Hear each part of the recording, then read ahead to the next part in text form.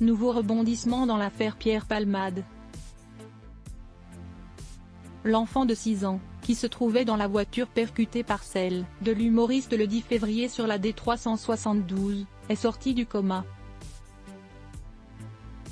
Il a souri en voyant sa maman, alors qu'il était resté mutique en voyant ses oncles, comme l'a révélé son cousin en exclusivité sur BFM TV. Avec la mâchoire cassée, il ne peut dire que des phrases courtes. Il a des difficultés à boire, à parler et à manger. Les dernières nouvelles à son sujet remontaient à mardi, lorsque l'avocat des victimes des familles Mourad Batik avait annoncé lors d'une conférence de presse que le petit garçon avait la mâchoire fracturée et qu'il était défiguré.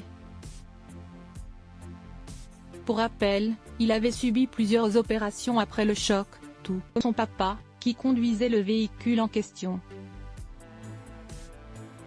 Ce dernier a des fractures partout, a déclaré son neveu sur la chaîne d'information en continu, en ajoutant: « Ils ont essayé de le réveiller mais la douleur était trop forte donc ils l'ont rendormi. » Dans cette Mégane Renault se trouvait également une femme de 27 ans, qui était enceinte et qui a malheureusement perdu son bébé à cause de cet accident. Une césarienne avait été organisée en urgence afin de sauver l'enfant. Mais celui-ci n'aura finalement pas survécu à cette intervention. En revanche, il serait né vivant, avait révélé Mourad Batik, ce qui signifie que Pierre Palmade pourrait être condamné pour homicide involontaire. Car il est en effet responsable de l'accident, lui qui était sous l'emprise de cocaïne au moment des faits.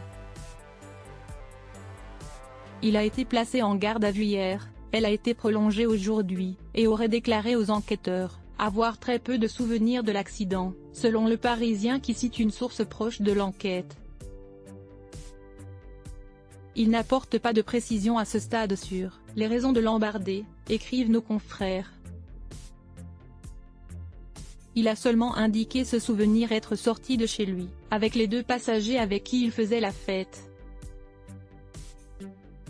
Mais s'il ne s'en souvient pas, il se dit désolé pour les victimes. Aussi vain que cela puisse paraître, Pierre leur demande pardon, avait déclaré sa sœur ce mardi 14 février. Des excuses toutefois qualifiées d'inaudibles par les proches des victimes. Enfin, rappelons que Pierre Palmade, qui se trouve actuellement au centre hospitalier de Melun, était accompagné, au moment des faits, par 2 passagers, qui avaient alors pris la fuite.